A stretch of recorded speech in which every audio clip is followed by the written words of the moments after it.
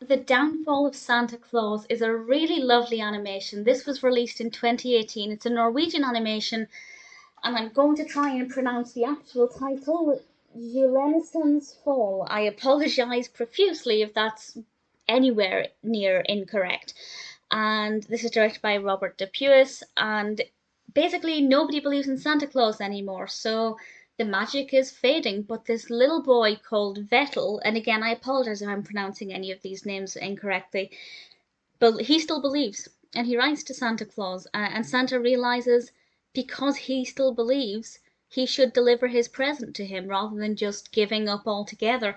And it's this sweet story about how Santa does that, and it's quite a depressing moment actually, where he's standing amid a whole bunch of shoppers, and he's basically calling out, and nobody's paying any notice to him whatsoever. And I feel like that's definitely representative of what it can be like in reality these days, where you can be calling out and nobody cares. Nobody's listening to you, not just because you're Santa Claus, but that's life. And I think there are quite a few things that you could read into this, in terms of, a judgment on humanity. I don't necessarily think that's what the film was trying to do, but certainly those are things that I kind of took from it.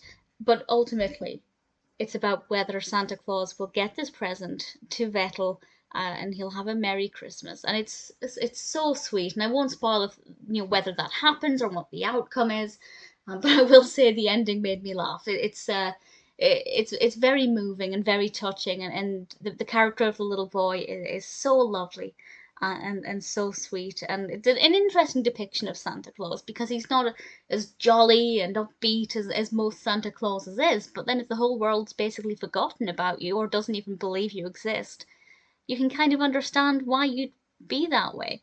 It's really moving. It's about 12 or 13 minutes, and I thoroughly enjoyed it from start to finish. The narrative is great. The animation itself is so stunning. It's so beautifully done.